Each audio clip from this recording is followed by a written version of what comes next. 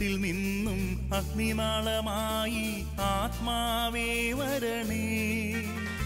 പുറകെട്ടുപോയ ഉപ്പായ എന്നെ പുറകൂട്ടിയിടണമേ. കനലുകളൂതി തീയാക്കൂ, എൻ്റെ കുറവുകളെല്ലാം നിറവാക്കൂ. കനലുകളൂതി തീയാക്കൂ, എൻ്റെ കുറവുകളെല്ലാം നിറവാക്കൂ. ആത്മാവേ റൂഹായേ എന്നിൽ കത്തിപ്പടരണമേ. ആത്മാവേ റൂഹായേ എന്നിൽ കത്തിപ്പടരണമേ.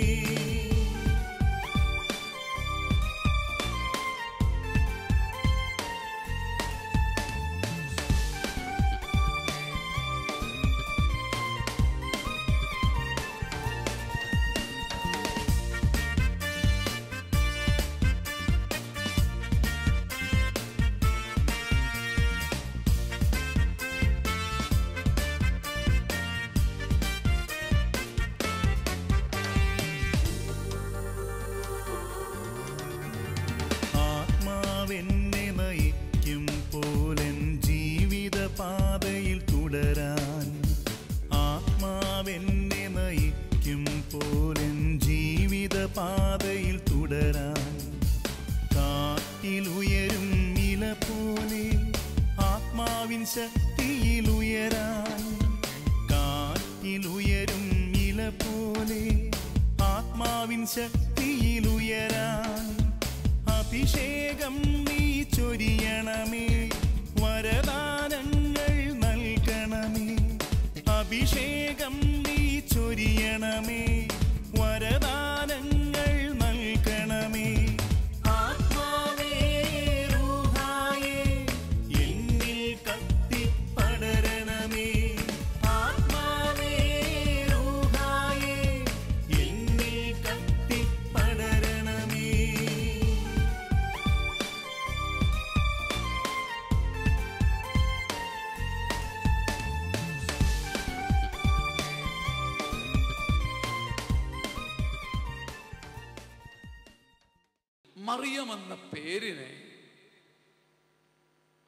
മറിയമെന്ന പേരിനെ കാരിസ്മാവിൻ്റെ നടുമുറ്റത്ത് വെച്ച് നമ്മുടെ ദൈവത്തിൻ്റെ കരുണയിലും അവൻ്റെ അധികാരത്തിൻ്റെ തണലിൽ നിന്ന് ഞാനൊന്ന് മാറ്റിപ്പറയട്ടെ.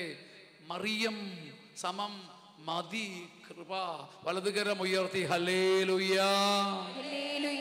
മറിയത്തിൻ്റെ കൂടെ നീ നിൽക്കുന്നത്, ജപമാല ചൊല്ലുന്നത് ഇതിനു വേണ്ടി മാത്രമായിരിക്കട്ടെ. മറിയമേ മതി കൃപയെന്ന് പറഞ്ഞവളെ, മറിയമേ മതി കൃപ, എനിക്ക് കൃപ മതി എന്ന് പറഞ്ഞവളെ. മറിയം സമം മതി കൃപ, കൃപ മതി. രണ്ട് കരങ്ങൾ ഉയർത്തി ഇടിനാദം പോലെ ഹല്ലേലൂയാ. കരങ്ങൾ വീശി ഹല്ലേലൂയാ.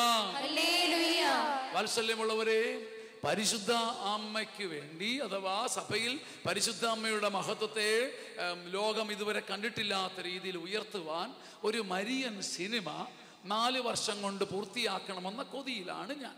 ലോകം ഇതുവരെ കാണാത്ത ഒരു മരിയൻ സിനിമ പൂർത്തിയാക്കണമെന്നൊരു കൊതി കൊണ്ട് ചെറിയ പ്രാർത്ഥനയിലും ചെറിയ ത്യാഗങ്ങളിലുമാണ് നിസാരപ്പെട്ടവനായ ഞാൻ.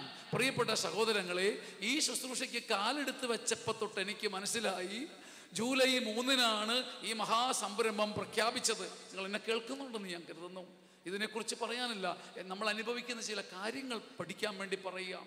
ജൂലൈ 3 വരെ 2021-ൽ പറന്ന് പുറത്തേക്ക് വരണ്ട, 2021-ൽ പരുന്തിനെ പോലെ പുറത്തേക്ക് പറന്നിറങ്ങേണ്ട ഒരു അപൂർവ മരിയൻ സിനിമ സ്വപ്നം കണ്ട് അതിൻ്റെ സ്ക്രിപ്റ്റ് എഴുതി ആരും കാണാത്ത ചില മരിയൻ സംഭവങ്ങളൊക്കെ കോർത്തിണക്കി ഞാനൊരു അഭിമാനത്തിലാണ്. ജൂലൈ 3 വരെ മനസ്സിന് ഭയങ്കര തൻ്റെ ഇടം, കാര്യങ്ങളൊക്കെ ടപ്പാന്ന് മനസ്സിന് നല്ല വെളിച്ചം, നല്ല തെളിച്ചം. എങ്ങനെ കാര്യങ്ങൾ അങ്ങനെ വന്നാൽ ഇങ്ങനെ എല്ലാത്തിനും ഉത്തരം മനസ്സിലുണ്ട്. ജൂലൈ 3 വരെ മനസ്സിന് നല്ല കൃത്യമായ ഉത്തരമുണ്ട്. എന്നാൽ ജൂലൈ 3-ന് ഈ വലിയ ശുശ്രൂഷയ്ക്ക് കാലെടുത്ത് വെച്ചതേ എല്ലാ സ്വപ്നങ്ങളിലും ഒരു വിടവ്, ഒരു ഭാരം, പദ്ധതികൾക്ക് ഒരു പാളിച്ച പോലെ, കൈസഹായങ്ങൾ വരാത്തതുപോലെ, കൺമുമ്പിൽ ഒന്നുമില്ലാത്തതുപോലെ, ഒരു മഹാമണ്ഡത്തരത്തിൽ കാലെടുത്ത് വെച്ചതുപോലെ. ഇതാണ് മരിയൻ അനുഭവങ്ങളുടെ ആദ്യത്തെ അനുഭവം. നിങ്ങൾ അറിയണം പ്രിയപ്പെട്ട സഹോദരങ്ങളെ, ശരിക്കും എന്നിലെ പച്ച മനുഷ്യൻ തോറ്റ് അമ്പിപ്പോയിട്ട്, എന്നിലെ പച്ച മനുഷ്യൻ അമ്പേ പരാജയപ്പെട്ടിട്ട് ഉള്ളാലെ കതച്ചുകൊണ്ട് പറയുക, എന്തിനാണാവോ ഞാൻ ഈ വലിയ ശുശ്രൂഷയ്ക്ക് എന്നെ തന്നെ എന്ത് പൊട്ടത്തരമാണ് ഞാൻ കാണിച്ചത്. പ്രിയപ്പെട്ട സഹോദരങ്ങളെ, ഈ പരാജയം മരിയൻ അനുഭവങ്ങളിൽ ആദ്യത്തേതാണ് എന്ന് നാം കരുതണം. ഇത് അനുഭവിക്കുമ്പോൾ എളുപ്പമല്ലെന്ന് മാത്രം. ഹല്ലേലൂയ. പ്രിയപ്പെട്ട സഹോദരങ്ങളെ, ഈ അറുപരാജയങ്ങൾ, ഈ മഹാപരാജയങ്ങൾ, ഈ മഹാമടുപ്പ്, ഈ മഹാമരവിപ്പ്, ഈ മഹാക്ഷതങ്ങൾ, ഈ മഹാനഷ്ടങ്ങൾ, ഈ മഹാപിന്നോട്ട് പോക്കിന്റെ നടുവിൽ മറിയം നമ്മെ പഠിപ്പിക്കുകയാ. ഇതാണ് മരിയൻ അനുഭവം. കൺമുമ്പിൽ പ്രതീക്ഷിച്ചവരോ നമ്പിയവരോ ചാരിയവരോ വാഗ്ദാനം ചെയ്തവരോ പണ്ഡിതരോ സമ്പന്നരോ മഹജ്ഞാനമുള്ളവരോ നല്ലവരോ അത്ഭുത സിദ്ധിയുള്ളവരോ ഒന്നും എന്നെ സഹായിക്കാൻ പറ്റാത്ത ചില വേദനകളിലൂടെ ഞാൻ കടന്നു പോകുമ്പം ഞാൻ അനുഭവിക്കുന്ന മരിയൻ അനോയിന്റിംഗ് ആണ്. മനുഷ്യനല്ല, ദൈവത്തിൻ്റെ കൃപയാണ് എൻ്റെ ആദ്യവും എൻ്റെ അന്ത്യവും, എൻ്റെ ആൽഫയും എൻ്റെ ഒമേഗയും, എൻ്റെ പ്രപഞ്ചത്തിൻ്റെ, എൻ്റെ ജീവിതത്തിൻ്റെ ആദ്യബിന്ദുവും അന്ത്യബിന്ദുവും ദൈവത്തിൻ്റെ കൃപയാണ്. ഇത് ജീവിതത്തിൽ തിരിച്ചറിഞ്ഞ തലയിൽ മുപ്പറക്കൊട്ടയിൽ ദൈവകൃപ മാത്രം ചുമന്ന് ജീവിച്ച, ദൈവകൃപ തലയിൽ ചുമന്ന് ജീവിച്ച അപൂർവ കൃപയുടെ പെണ്ണാണ് മറിയം. ഈ അമ്മ എനിക്ക് പറഞ്ഞു തരുന്ന ഒരു അപൂർവ ഭാഗ്യം, നീ ഇവിടെ തോറ്റുകൊടുക്കരുത്. മനുഷ്യർക്ക് ഒരു വലങ്കൈ സഹായവും ചെയ്യാൻ പറ്റാതിരിക്കുമ്പം, എല്ലാ അർത്ഥത്തിലും നീ പെട്ടുപോയെന്ന് തോന്നുമ്പം നീ ഓർക്കണം, മറിയത്തിൻ്റെ മുഖം ജോൺ പോൾ രണ്ടാമൻ മാർപ്പാപ്പ പറയുന്നത് പോലെ കൃപയുടെ അച്ചുതണ്ടായ ക്രിസ്തുവിൽ തന്നെയായിരുന്നു. വലതുകരം ഉയർത്തി ഹല്ലേലൂയ, രണ്ട് കരങ്ങളും ഉയർത്തി ഹല്ലേലൂയ. പ്രിയപ്പെട്ടവരെ, ഈ ചിന്ത വലിയ ഒരു രോഗം പോലെ, ഒരു രോഗം നമ്മളെ കീഴ്പ്പെടുത്തുന്നത് പോലെ ഈ ചിന്ത നമ്മളെ കീഴ്പ്പെടുത്തുമ്പം നമ്മെ ഭൂമിയോട് കെട്ടിയിട്ടിരുന്ന കയറ് പൊട്ടുകയാണ്. പിന്നെ ഒരൊറ്റ ചോയ്സേ ഉള്ളൂ, ഈ പട്ടം മനുഷ്യന്റെ കയ്യിൽ നിന്ന് വിട്ടുപോയിട്ട്, നിന്നെ കെട്ടിയവരുടെ കയ്യിൽ നിന്ന് വിട്ടുപോയിട്ട്, നിന്നെ കീഴ്പ്പെടുത്തിയവരുടെ കയ്യിൽ നിന്ന് വിട്ടുപോയിട്ട്, നിന്നെ കാലിന്റെ കീഴിൽ ചവിട്ടിയിട്ടവരുടെ അടിയിൽ നിന്ന് വിട്ടുപോയിട്ട്, ആയിരങ്ങളുടെ ബന്ധനങ്ങളിൽ നിന്ന് വിട്ടുപോയിട്ട്, ഈ ഭൂമിയോടും മണ്ണിനോടും സമ്പത്തിനോടും ആകുലതകളോടുമുള്ള കെട്ടുപാടുകൾ വിട്ടിട്ട് ഈ പട്ടത്തിന് ഇനി ഒരൊറ്റ ചോയ്സേ ഉള്ളൂ, അത് ആകാശത്ത് മേഘങ്ങളോടൊപ്പം പറക്കാൻ തുടങ്ങും. അതുകൊണ്ടാണ് മണ്ണിൽ നിന്ന പെണ്ണിനെ വെളിപാട് പിന്നെ കാണുന്നത്. ആകാശ നക്ഷത്രങ്ങൾക്കിടയിലാണ്, കേൾക്കാൻ ചെവിയുള്ളവർ കേൾക്കട്ടെ. മണ്ണിൽ കിടന്നുരുണ്ട പെണ്ണിനെ, മണ്ണിലെ വേദനകൾ അനുഭവിച്ച പെണ്ണിനെ, മണ്ണിലെ വേദനകളും ദുഃഖങ്ങളും ചോറ് പോലെ തിന്ന മറിയമെന്ന കന്യക പെണ്ണിനെ പിന്നെ കാഴ്ചപ്പാടുള്ളവൻ കണ്ടത് സൂര്യനെ ഉടയാടയാക്കി ചന്ദ്രനിൽ നിൽക്കുന്ന പെണ്ണാണ്. സകല തെരഞ്ഞെടുപ്പുകളും വരുന്നത് ദൈവകൃപയിൽ നിന്നാണെന്ന് തിരിച്ചറിയണം. നമുക്ക് ചില തെരഞ്ഞെടുപ്പുകളെ കുറിച്ച് ചില ഭാരം തോന്നും. ചിലപ്പോൾ നമുക്കിഷ്ടമില്ലാത്ത ഒരു രാജ്യാധികാരി, നമുക്കിഷ്ടമില്ലാത്ത ഒരു ഭരണാധികാരി, നമുക്കിഷ്ടമില്ലാത്ത ഒരു സഭാധികാരി, നമുക്കിഷ്ടമില്ലാത്ത ഒരു വൈദികൻ, ഒരു എന്തുവാകട്ടെ, ഒരു കുടുംബനാഥൻ, എൻ്റെ ഭർത്താവ്. ഈ തെരഞ്ഞെടുപ്പ് എൻ്റെ പിന്നെ ഇതിൻ്റെ പിന്നിൽ ദൈവത്തിൻ്റെ കൃപയോ, ദൈവത്തിൻ്റെ കൃപയുടെ ഒരു തെരഞ്ഞെടുപ്പ് ഭൂമിയിലെ എല്ലാത്തിൻ്റെയും പിന്നിലുണ്ട്. അത് രണ്ടാമതായി ഇമ്പോസ് ചെയ്യുന്നൊരു കാര്യമുണ്ട്, നിർമ്മലമായ ഒരു സ്വയം വിട്ടുകൊടുക്കൽ. മറിയം ദൈവകൃപയ്ക്ക് വിട്ടുകൊടുത്തു, നീങ്ങി, ദൈവത്തിന് പൊട്ടിയെ പോലെ ആമേൻ പറഞ്ഞു. പ്രിയപ്പെട്ടവരെ, ഈ പൊട്ടത്തരമാണ് സ്വർഗം ആഗ്രഹിക്കുന്ന സ്വർഗീയ ഭോഷത്വം. ഇന്ന് ഭൂമിയിൽ കാണാൻ കിട്ടാത്തത് ഈ പൊട്ടത്തരമാണ്. വലതുകരം ഉയർത്തി ഹല്ലേലൂയ. എല്ലാവരും അതിബുദ്ധിമാന്മാരാണ്. ഞാൻ തന്ത്രമിറക്കുന്നു, നിങ്ങൾ മറുതന്ത്രമിറക്കുന്നു. ഞാൻ തന്ത്രജ്ഞാനമിറക്കുന്നു, നിങ്ങൾ തന്ത്രത്തിൻ്റെ 100 മേനി ഇറക്കുന്നു. ഞാൻ പഠിച്ച പണി 18 നോക്കുന്നു, 21ാമത്തെ അടവുമായിട്ട് നിങ്ങൾ വരുന്നു. ആര് ജയിക്കുന്നു ഭൂമിയിൽ? നമ്മളെല്ലാം തന്ത്രം കൊണ്ടും ബുദ്ധി കൊണ്ടും പടപൊരുതുകയാ. ബുദ്ധി ഉപയോഗിക്കരുന്നല്ല, നമുക്ക് ബുദ്ധി വേണം, അത് ദൈവദാനമാണ്. എന്നാൽ ദൈവത്തിൻ്റെ കരുണയുടെ മുമ്പിൽ ചില ഭോഷത്വങ്ങൾ ഏറ്റെടുക്കേണ്ടതുണ്ട്. ചില ഭോഷത്വങ്ങൾ, കുരിശിനൊരു ഭോഷത്വമുണ്ടെന്ന് പൗലോസ്ലീഹ വിളിച്ചു പറയുന്നത് പോലെ കൃപയിലുള്ള ആശ്രയത്വത്തിന് ഒരു പടുമണ്ടത്തരമുണ്ട്.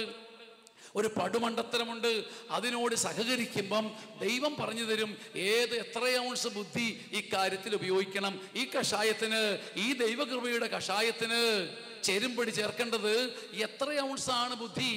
മുഴുവൻ ബുദ്ധി ഉപയോഗിച്ചു കഴിഞ്ഞാൽ, മുഴുവൻ വെള്ളം ചേർത്താൽ ഈ കഷായം പാഴായി പോകും. ദൈവകൃപയോട് ചേർക്കേണ്ട ബുദ്ധിയുടെ അളവ് ദൈവം ഓരോ കാര്യത്തിലും പറഞ്ഞു തരും. വലതുകരം ഉയർത്തി ഹല്ലേലൂയ.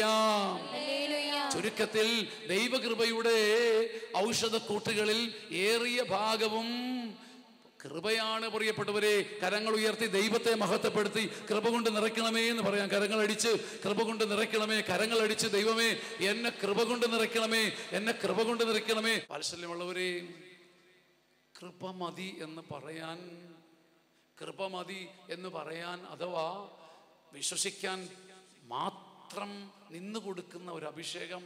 ജൈറോസിന്റെ വീട്ടിലേക്ക് പോകുന്ന സമയത്ത് കർത്താവ് തിരിഞ്ഞൊരു കാര്യം പറയുന്നുണ്ട്. ജൈറോസേ, ഈ കെണി, ഈ ഭാരം ഇപ്പം നിനക്ക് വിശ്വസിക്കാൻ മാത്രമേ പറ്റൂ. നിനക്ക് ബുദ്ധിയുണ്ട്, വിളിച്ചാൽ വരുന്ന പടയാളികളുണ്ട്. പക്ഷേ ഈ കെണിയിൽ, ഈ ഭാരത്തിൽ നിന്റെ സ്വാധീനമോ, നീ സൈന്യാധിപനാണെന്ന സത്യമോ, നീ വിളിച്ചാൽ വരുന്ന പടയാളികളുടെ എണ്ണമോ ഒന്നും വില പോകില്ല. ഇക്കാര്യത്തിൽ നിനക്ക് കൃപയിൽ മാത്രമാണ് ശരണം. പ്രിയപ്പെട്ടവരെ, കൃപയിൽ മാത്രം ശരണം വെച്ചുകൊണ്ട് ആരംഭിക്കുന്ന ഒരു നഴ്സറി ജീവിതമാണ് കത്തോലിക്ക ജീവിതം. രണ്ട് കരങ്ങളും ഉയർത്തി ഹല്ലേലൂയ, കരങ്ങൾ വീശി ഹല്ലേലൂയ. എന്നാൽ കൃപയിൽ മാത്രം ആശ്രയിച്ച് മുന്നോട്ട് നീ പഠിച്ചു തുടങ്ങുമ്പം 1-ലും 4-ലും 5-ലും 10-ലും എത്തുമ്പം ദൈവം പറഞ്ഞു തരും എത്രമാത്രം നിന്റെ ബുദ്ധി, ദൈവം തന്ന നിന്റെ ബുദ്ധിയും കൂടെ അതിൽ കൂട്ടിച്ചേർക്കണമെന്ന്. ഇങ്ങനെ ദൈവകൃപ കൊണ്ട് മാത്രം തെരഞ്ഞെടുക്കപ്പെട്ടവളായതിൻ്റെ ആനന്ദമാണ്. മറിയം ഒരിക്കൽ പോലും മുന്നോട്ട് വരാതെ മറഞ്ഞു നിന്നതിൻ്റെ പിന്നിലെ രഹസ്യം നിങ്ങൾക്ക് മനസ്സിലായോ? പ്രിയപ്പെട്ടവരെ, ദൈവത്തിൻ്റെ മിഴികൾക്ക് മുമ്പിൽ, കൃപയുടെ മിഴികൾക്ക് മുമ്പിൽ കേൾക്കണേ, കൃപയുടെ മിഴികൾക്ക് മുമ്പിൽ. പ്രിയപ്പെട്ടവരെ, ഞാൻ ഉദാഹരണം പറയാം. എനിക്ക് വളരെ വേണ്ടപ്പെട്ട ഒരു ചേച്ചി ഇവിടെ ഇരിപ്പുണ്ടെന്നിരിക്കട്ടെ, എനിക്ക് വളരെ വേണ്ടപ്പെട്ട ഒരു ചേട്ടൻ ഇവിടെ ഇരിപ്പുണ്ടെന്നിരിക്കട്ടെ. ഈ ചേട്ടനെ, ഈ ചേച്ചിയെ ഞാൻ വരുന്നതിന് മുമ്പും വിളിച്ചു. ഞാൻ തന്നെ പറഞ്ഞു കൊടുത്തതേ ആ 3-ാമത്തെ ലൈറ്റിൻ്റെ താഴെ ഇരിക്കണം. ഹല്ലേലൂയ പറയുമ്പോൾ ആദ്യം കരമുയർത്തണം. ശുശ്രൂഷ ജയിപ്പിക്കാനല്ല, എൻ്റെ ഹൃദയം അറിഞ്ഞു. അച്ഛനത് പറയേണ്ട ആവശ്യമുണ്ട്. അച്ഛൻ്റെ ചങ്കിനോട് ചേർന്നല്ലേ അച്ഛൻ എൻ്റെ മനസ്സ് വെച്ചിരിക്കുന്നത്. ആ ചേട്ടൻ പറഞ്ഞു, അച്ഛൻ്റെ ചിന്ത, മനസ്സെങ്ങോട്ട് പോകുന്നു അവിടെ എൻ്റെ ഹൃദയമുണ്ട്. ഞാൻ അച്ഛൻ്റെ ശുശ്രൂഷയോട് ദൈവത്തെ അച്ഛൻ ഒന്നും നോക്കണ്ട, ഞാൻ ഇവിടെ ഇരിപ്പുണ്ട്. ഇപ്പം ഞാൻ പറഞ്ഞു, 3-ാമത്തെ അവിടെ ആ ലൈറ്റിൻ്റെ താഴെ ഇരിക്കണം, എനിക്ക് നോക്കിയാൽ കാണാവുന്ന സ്ഥലത്തിരിക്കണം. പ്രിയപ്പെട്ട മകൻ, പ്രിയപ്പെട്ട ചേട്ടാ, ഞാൻ പറയുമ്പോൾ കരമുയർത്തണം. ആരും പാടിയില്ലെങ്കിലും പാടണം. നീ എൻ്റെ സഹോദരൻ എൻ്റെ കൂടെ വേണം. അപ്പോൾ അദ്ദേഹം പറഞ്ഞു, അല്ലെങ്കിൽ ആ ചേച്ചി പറഞ്ഞു, അല്ലെങ്കിൽ ആ മകൻ പറഞ്ഞു, അച്ഛാ, ആ വാക്ക് കരമുയർത്താൻ പറയും മുമ്പ് ഞാൻ ഉയർത്തിയിരിക്കും, സ്വരമുയർത്താൻ പറയും മുമ്പ് ഞാൻ ഉയർത്തിയിരിക്കും, അവേ മരിയ പറഞ്ഞ് കരം വീശാൻ പറയും മുമ്പ് ഞാനത് ചെയ്തിരിക്കും എന്നെനിക്ക് വാക്ക് തന്നിരിക്കുക. ഞാൻ അത് കണക്കിന് സ്നേഹിക്കുന്നുണ്ട്. മുന്നമേ വിളിച്ചിട്ടുണ്ട്, ഈ വരവിന് മുമ്പേ ഫോൺ വിളിച്ച് സംസാരിച്ചിട്ടുണ്ട്, ഇന്നലെയും വിളിച്ചിട്ടുണ്ട്. പ്രിയപ്പെട്ടവരെ, ഈ ശുശ്രൂഷ തുടങ്ങും മുമ്പ് ഇവിടെ വെച്ചും കണ്ടിട്ടുണ്ടെങ്കിൽ ഈ ആൾക്ക് ഈ ഇത്രയും പേരുടെ നടുവിൽ വെച്ച് ഇനി എന്നെ ഒറ്റയ്ക്ക് വന്ന് കാണാൻ ആഗ്രഹിക്കേണ്ട ആവശ്യമുണ്ടോ? ഇല്ല. എന്നെ കൊണ്ട് അച്ഛൻ എന്തിനാ ആ 3 തൂണുകളുടെ അപ്പുറത്തിരുത്തിയത്? എന്നോട് ഇത്രയും സ്നേഹമൊക്കെ ആയിരുന്നെങ്കിൽ എന്നെ മുമ്പിൽ നിർത്താൻ മേലായിരുന്നോ?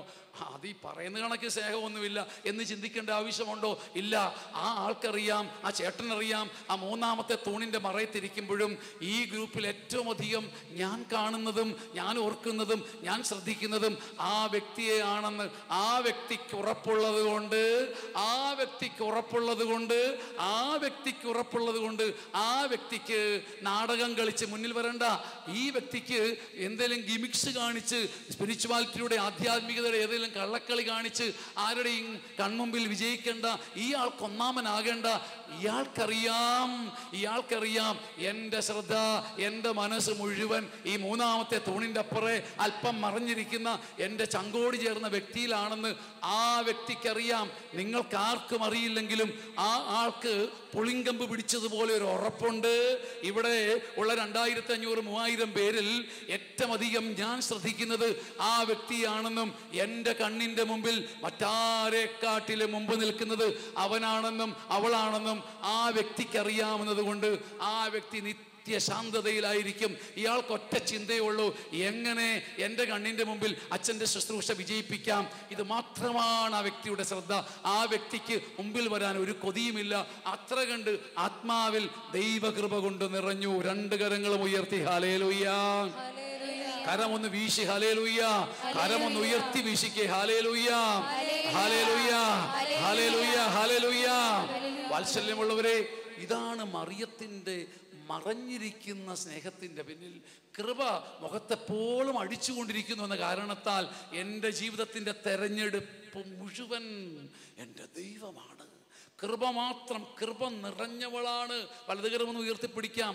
കൃപയല്ലാതെ എൻ്റെ ഒരു വാശിയോ എൻ്റെ ഒരു ഇഷ്ടമോ ഇനി നിറയാൻ എൻ്റെ ഹൃദയത്തിൽ ഇടമില്ല. Absolutely filled with the grace of God. വാത്സല്യമുള്ളവരെ, ഈ ബോധ്യമാണ് മറിയത്തെ ഏറ്റവും വിനയാന്വിതയാക്കിയത്. പഠനം പറഞ്ഞു വരുമ്പോൾ ഒരു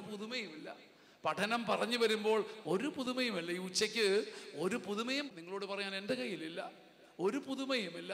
പക്ഷേ നമ്മളൊരു കാര്യം ഓർക്കണം. വിശുദ്ധ ബൈബിളിൽ അക്കമിട്ട് പരിശോധിക്കുമ്പം മറിയാമിൽ, ദൈവാംബികയായ മറിയാമിൽ സ്വർഗം കണ്ട് സന്തോഷിച്ചെന്ന് പറയുന്ന ഏക കാര്യം അവളുടെ നന്മകളല്ല, അവൾ ചെയ്ത ചില പ്രവൃത്തികളല്ല. പിന്നെയോ ഒരു കാര്യം പറയുന്നുണ്ട്, മറിയമേ, അന്നും ഇന്നും എപ്പോഴും നീ ഒരു കാര്യത്തിൽ കൺസിസ്റ്റൻ്റ് ആയിരുന്നു. അഹങ്കരിക്കാതിരിക്കാൻ നീ ഒരു നേർച്ച നേർന്ന പെണ്ണായിരുന്നു. പരിശുദ്ധരായ സഹോദരങ്ങളെ, നോമ്പെടുക്കുന്നവരാണ് നമ്മൾ ചില വർദ്ധിച്ച നോമ്പുകൾ, 40 ദിവസത്തെ ഉപവാസം എടുത്തവരിവിടെ ഇരിപ്പുണ്ട്. എല്ലാം മഹത്തരമാണ്. ചില വലിയ നന്മകൾ ചെയ്തവരിവിടെ ഇരിപ്പുണ്ട്. സമ്പത്തിൻ്റെ നല്ല ഭാഗം കൊടുത്തവരുണ്ട്. ധാരാളം സമയം മധ്യസ്ഥ പ്രാർത്ഥനയ്ക്ക് ഇരിക്കുന്നവരുണ്ട്. വചനം കാണാപ്പാഠം പഠിച്ചവരുണ്ട്. പക്ഷേ പരമപുണ്യമായി ബൈബിള് പറയുന്നത് മറിയാമിൽ സ്വർഗം കണ്ട് ബോധിച്ച ഒരു പുണ്യം, തൻ്റെ ദാസിയുടെ താഴ്മയെ തൃക്കൺ പാർത്തു. എന്താണ് ഈ താഴ്മ? മറിയാമിൻ്റെ താഴ്മ എൻ്റെ ഉയർച്ച എൻ്റെ ദൈവമാണെന്ന ചിന്തയാണ്. എന്നെ ഉയർത്തേണ്ട സമയത്ത് ദൈവം ഉയർത്തിക്കൊള്ളും. ഞാൻ അതിനായി പ്രത്യേകിച്ച് നെഞ്ചുവിരിക്കുകയോ കോടർ മാറ്റിവെക്കുകയോ ഒന്നും ചെയ്യേണ്ടതില്ല. അനേകം പരിശുദ്ധരായ ദൈവജനത്തിന്, ശുശ്രൂഷകർക്ക് വീഴ്ച പറ്റുന്ന, കുറവ് പറ്റുന്ന ഒരു മഹാരംഗം.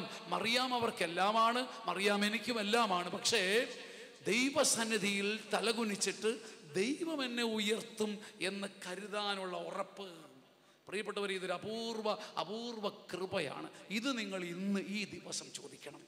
അടിയനോടൊപ്പം എന്നോടൊപ്പം ദൈവത്തെ ആരാധിക്കുന്ന സമയം ഒറ്റ കാര്യം, ശുശ്രൂഷകരിൽ, ആർട്ടിസ്റ്റുകളിൽ, പ്രവാചകന്മാരിൽ, ധ്യാനഗുരുക്കളിൽ, പ്രിയപ്പെട്ടവരെ ഭരണാധികാരികളിൽ, പ്രാർത്ഥിക്കുന്നവരിൽ, നല്ലവരിൽ, നമ്മളിൽ ഇല്ലാതെ പോകുന്ന ഒരു വലിയ അഭിഷേകം ഇതാണ്. The climax of virtue. കൃപയുടെ ഉന്നതി, പരമോന്നതമായ മല. അഭിഷേകത്തിൻ്റെ നിറവുള്ളവനെന്നും താഴ്ന്നു നിൽക്കാൻ ശ്രമിക്കും. ഇത് പേടി കൊണ്ടല്ല, ഭയം കൊണ്ടല്ല, എളിപ്യത കൊണ്ടല്ല, അപകർഷത കൊണ്ടല്ല. എന്നെ ഉയർത്തി വെക്കേണ്ടിടത്ത് ദൈവം ഉയർത്തി വെക്കും. വലതുകരം ഉയർത്തി ഹല്ലേലൂയ. അങ്ങനെ വരുമ്പം ശുശ്രൂഷകളിൽ തമ്മിൽ തല്ലില്ല, ബന്ധങ്ങളിൽ വിടവില്ല, കലഹമില്ല. എൻ്റെ ദൈവം എന്നെ ഉയർത്തും. അതുകൊണ്ടല്ലേ വന്നിട്ട് ആ നിലവറയിൽ, പിന്നാമ്പുറങ്ങളിൽ വന്നിട്ട് ആൾക്കാർ ചോദിച്ചത്, കലവറക്കാരൻ ചോദിച്ചത്, കലവറയിൽ ഇങ്ങനൊരു ബഹളമുണ്ടായത് ഇതുകൊണ്ടല്ലേ? എന്തൊരു വലിയ കഷ്ടമാണിത്. സത്യത്തിൽ ഒരു തെറ്റ് ചെയ്ത പോലെയാ, ഒരു വിധത്തിൽ ഒരു തെറ്റ് സംഭവിച്ചതുപോലെയാ. ലോകത്തെങ്ങും കാണാത്ത, ലോകത്തെങ്ങും കേൾക്കാത്ത, ലോകത്തെങ്ങും നടപ്പില്ലാത്ത ഒരു കാര്യം ഇവിടെ മാത്രം. എങ്ങനെ കാനായിൽ മാത്രം? ചെടാ, എല്ലാവരും ആദ്യം മേൽത്തരം വീഞ്ഞല്ലേ വിളമ്പുന്നത്? അല്ലേ? അതെ. അതിഥികൾക്ക് ലഹരി പിടിച്ചു കഴിയുമ്പോൾ താഴ്ന്നതരവും വലതുകരം ഉയർത്തിപ്പറ ഹല്ലേലൂയ. സ്വരമുയർത്തി ഹല്ലേലൂയ. ഇതാണ് മനുഷ്യന്റെ കൃപയിൽ ആശ്രയിക്കാത്ത ജീവിതം. അഹങ്കാരിയുടെ ജീവിതത്തിന്റെ പ്രത്യേകത, അഹങ്കാരി, ഉള്ളഹങ്കാരമുള്ളവൻ മനുഷ്യനെ പ്രീതിപ്പെടുത്തും. വലതുകരം ഉയർത്തി ഹല്ലേലൂയ. ഉള്ളഹങ്കാരത്തിന്റെ ലക്ഷണം അഹങ്കാരമോ നെഞ്ചുവിരിക്കലോ ധാർഷ്ട്യമുള്ള സംഭാഷണമോ അല്ല അല്ല അല്ല അല്ല അല്ല. പ്രിയപ്പെട്ടവരെ, മറിയാമിന്റെ കണ്ണിലൂടെയും മരിയൻ അനുഭവത്തിലൂടെയും കിടക്കുമ്പോൾ ദൈവം നമുക്ക് പറഞ്ഞു തരും, ഉള്ളഹങ്കാരത്തിന്റെ ലക്ഷണം അഹങ്കാര വർത്താനമൊന്നും ആയിരിക്കണമെന്നില്ല. അവൻ നല്ല വീഞ്ഞ് ആദ്യം വിളമ്പി മനുഷ്യന്റെ കണ്ണുമൂടും. കരമടിച്ച് ദൈവത്തെ മഹത്വപ്പെടുത്താം. Hallelujah, hallelujah, hallelujah, hallelujah. എൻ്റെ വാത്സല്യമുള്ള ദൈവജനമേ, എന്താ ഈ പറയുന്നതിൻ്റെ അർത്ഥം?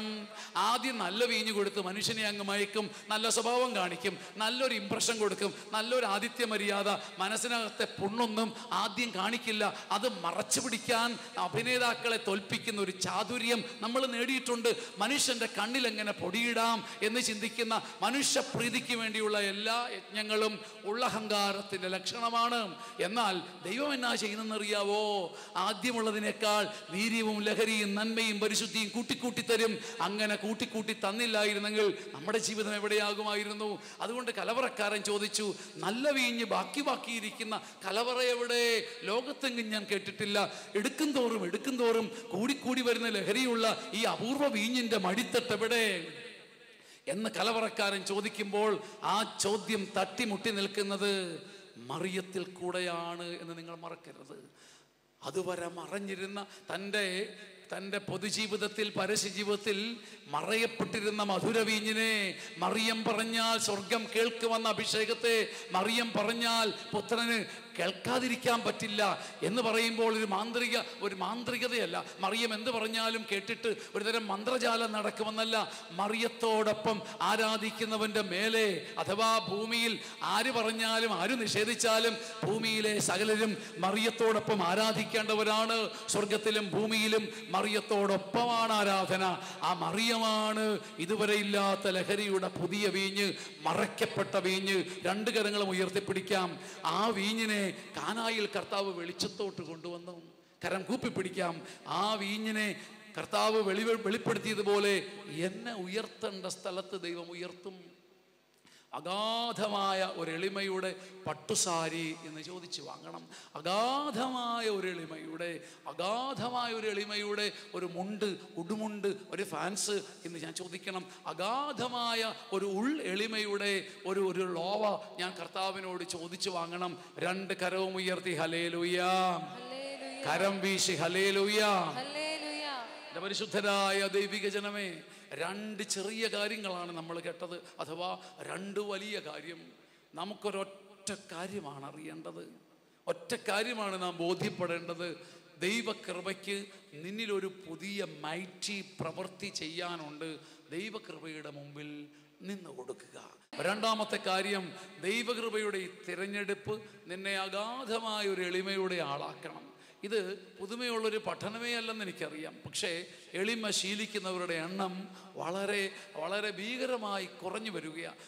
എളിമയുള്ള മനുഷ്യർ ചിലപ്പം ഞരന്ത് പോലുള്ളൊരു മനുഷ്യനായിരിക്കാം, കണ്ടാൽ ഭയങ്കര വിനയമായിരിക്കാം, പക്ഷെ ഉള്ളിൽ പെരുമ്പാമ്പ് പോലെ, എരപിടിക്കാൻ നിൽക്കുന്ന പെരുമ്പാമ്പിനെ പോലെ അഹങ്കാരമുള്ളവർ ഇവിടെ ഇരിപ്പുണ്ട്. ഇവിടെ ഇതൊരു കുറ്റപ്പെടുത്തലല്ല പ്രിയപ്പെട്ടവരെ, ഇതൊരു തിരിച്ചറിവാണ്. എൻ്റെ കയ്യിൽ ഞാൻ 154 ജപമാല ചൊല്ലുന്ന ആളായിരിക്കാം, പക്ഷേ പെരുമ്പാമ്പ് നിൽക്കുന്നത് പോലെ നിന്റെ ഉള്ളിലെ ഈ അഹന്ത, നിനക്ക് കൃപ നിന്റെ തലയിൽ വീഴാൻ തടസ്സമായി നിൽക്കുകയാ. വലതുകരം ഉയർത്തി ഹല്ലേലൂയ, കരങ്ങൾ ഉയർത്തി ഹല്ലേലൂയ, കരങ്ങൾ വീശി ഹല്ലേലൂയ. പരിശുദ്ധരായ സഹോദരങ്ങളെ, ഇന്നത്തെ ശുശ്രൂഷയിൽ കർത്താവ് ഒരു ഉദാഹരണം പറഞ്ഞ് നിങ്ങളുടെ തലയിലിരിക്കണം. എനിക്ക് ഏറ്റവും പ്രിയപ്പെട്ട ഒരാൾ, ഈ ധ്യാനത്തിന് മുമ്പ് എന്നെ ഫോണിൽ വിളിച്ചയാൾ, ഞാൻ ആ ആളുടെ വീട്ടിൽ കൂടെ പോയിട്ടാണ് വരുന്നത്. എനിക്ക് വേണ്ടി പ്രാർത്ഥിക്കണമെന്ന് പറഞ്ഞു, എൻ്റെ ശുശ്രൂഷകൾക്ക് വേണ്ടി പ്രാർത്ഥിക്കണമെന്ന് കരഞ്ഞു പറഞ്ഞു. എൻ്റെ അച്ഛൻ അങ്ങനെ പറയരുത്, ഞാനല്ലേ, ഞാൻ അച്ഛൻ്റെ ഭാഗം തന്നെയാണെന്ന് പറഞ്ഞ് അപ്പോൾ വന്ന് ഞാൻ പുറകിലുണ്ടാവും.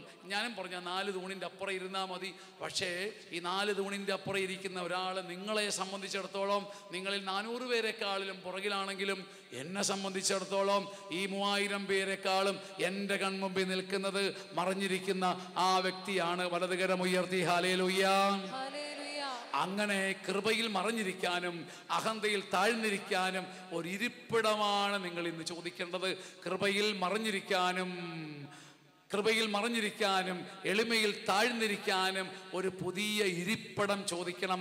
ഞാൻ ബോധജ്ഞാനത്തിൻ്റെ സിംഹാസനമായ മറിയം വഴി ഇങ്ങനെ കൃപയിൽ മറഞ്ഞിരിക്കാനും എളിമയിൽ താഴ്ന്നിരിക്കാനും പറ്റിയ ശുശ്രൂഷകരുണ്ടാകണം, ദൈവജനമുണ്ടാകണം. അവിടെ ഒരു ഇരച്ചുകയറ്റം ഉണ്ടാകും. അവിടുത്തെ ശുശ്രൂഷകളിൽ എമ്മാനുവേൽ പിറന്നേ പറ്റൂ.